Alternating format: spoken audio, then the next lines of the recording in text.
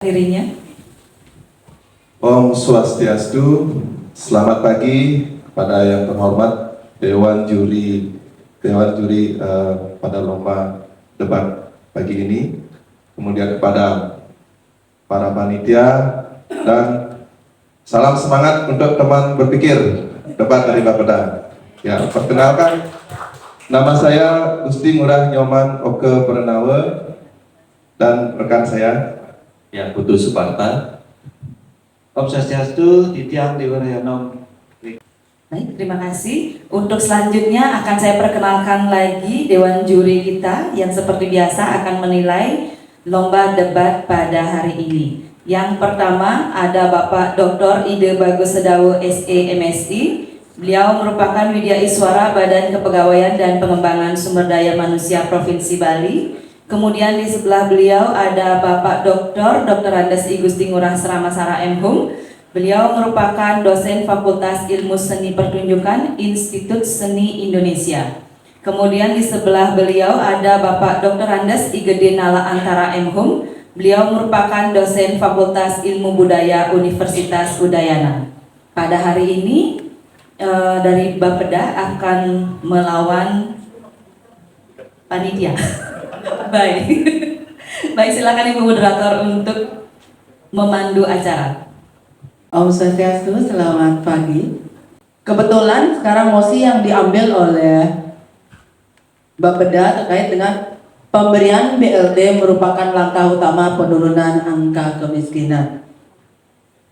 Tata tertib atau rundown-nya, pertama nanti teman-teman membacakan paparan 3 menit.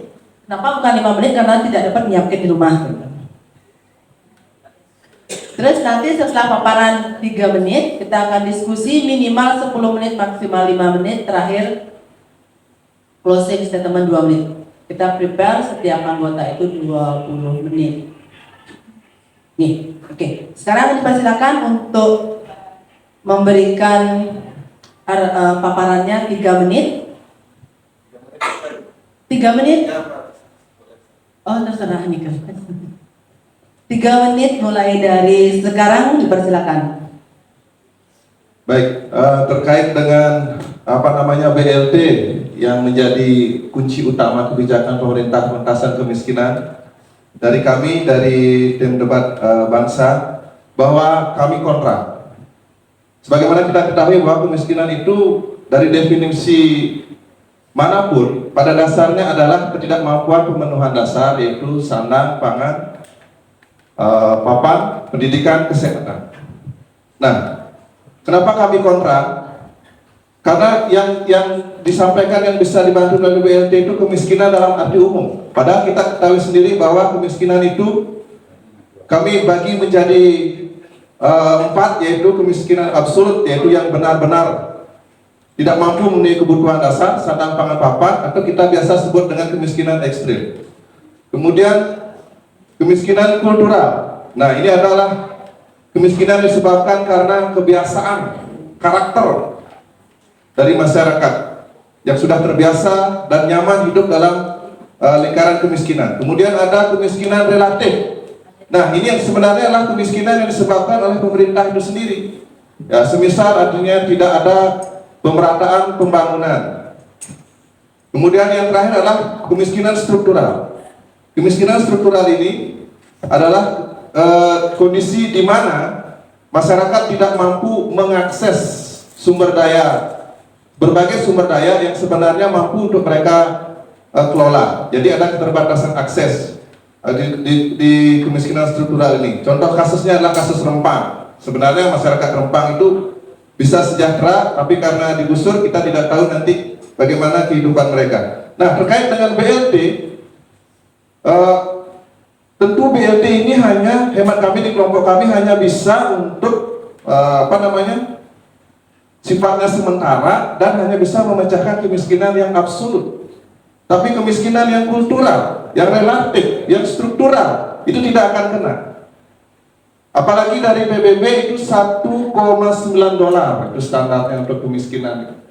Harus di atas itu sekitar 30.000 per hari. Nah, kemudian bisa ditambahkan teman-teman. Izin tidak menambahkan Bapak Dewan Juri, kemiskinan ekstrim, kemiskinan struktural, dan kemiskinan lainnya itu tidak bisa diselesaikan dengan BLT sebagai solusi utama. Pengalaman menunjukkan BLT itu sangat menyebabkan ketergantungan dan rawan penyalahgunaan. Data yang disediakan juga sangat menentukan. Selama ini yang dipergunakan adalah data DDKS, sementara data-data lain itu rawan ada konflik kepentingan, Bapak. Nah, itulah yang menyebabkan BLT bukan solusi utama. Yang utama adalah kita mencari solusi penyebab dan peta kemiskinan tersebut. Demikian kira-kira yang bisa disampaikan. Terima kasih Pak Dewo, pas banget ya waktunya, pas Pak. Yang pas itu yang bagus Pak. Oke. Kebetulan saya suka sekali tentang properti karena apa? Properti adalah atau kemiskinan adalah barang yang sangat sensitif dipakai di ranah politik di tahun politik seperti sekarang ini. BLT seringkali dipergunakan sebagai jargon atau dipakai sebagai panah untuk mencapai nilai tertinggi. Karena apa? Masyarakat kita, masyarakat di Bali maupun di seluruh Indonesia sangat mendambakan BLT, entah itu kemiskinan struktural, kemiskinan yang dari struktural maupun kemiskinan absolut dan ekstrim.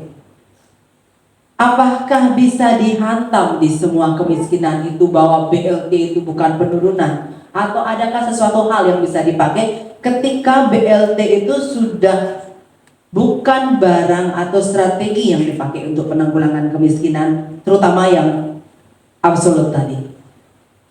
Dipersilakan. Buat 15 menit deh. Sebentar dulu. Oke, silakan.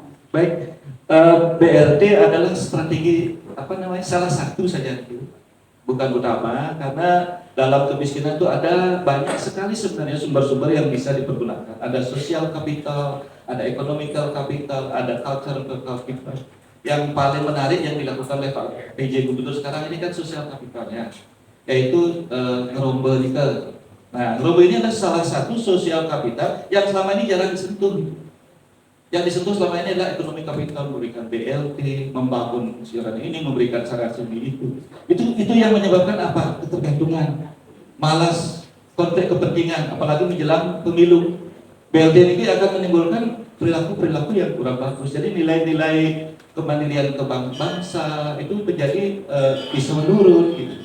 Jadi mereka itu bisa juga menimbulkan manipulasi. Ada satu desa, contohnya itu satu desa seluruh kakak itu kok miskin gitu. Ya, sementara itu kalau dilihat dari kemiskinan itu ada yang disebabkan karena faktor demografi. Dia sudah lansia tidak produktif, tinggal seorang diri, tidak punya anak. Itu tidak bisa diselesaikan hanya sekedar dengan BLT. Dia memerlukan bantuan bedah rumah. Dia memerlukan bantuan sosial, sembako dan sebagainya.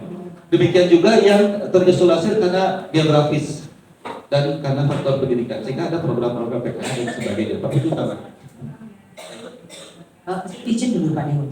Ketika Pak Dewo mengatakan bahwa ketika ada seorang perempuan atau seorang yang sendiri, hidup sendiri, it's not bukan tujuan utama, bukan sebagai langkah utama bahwa BLT itu menyelesaikan. Di sini diperlukan suatu sinergitas antar perangkat daerah, antar pemerintah yang harus dilakukan. Betul sekali. Oke, ketika dibilang bahwa dia akan diberikan bedah rumah, bagaimana mereka akan menjalani kehidupan ketika diberikan bedah rumah aja? Ketika dia hanya semua OPD merombak ke sana tanpa diberikan solusi, dia tidak akan bisa menjalani hidupnya.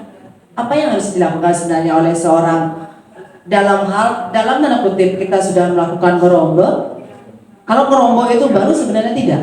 Ketika kami di TKPKD, kebetulan pengagas TKPKD di provinsi orangnya TKPKD, kebetulan 2010 kita mendirikan di Bapeda, tim teknisnya kebetulan saya.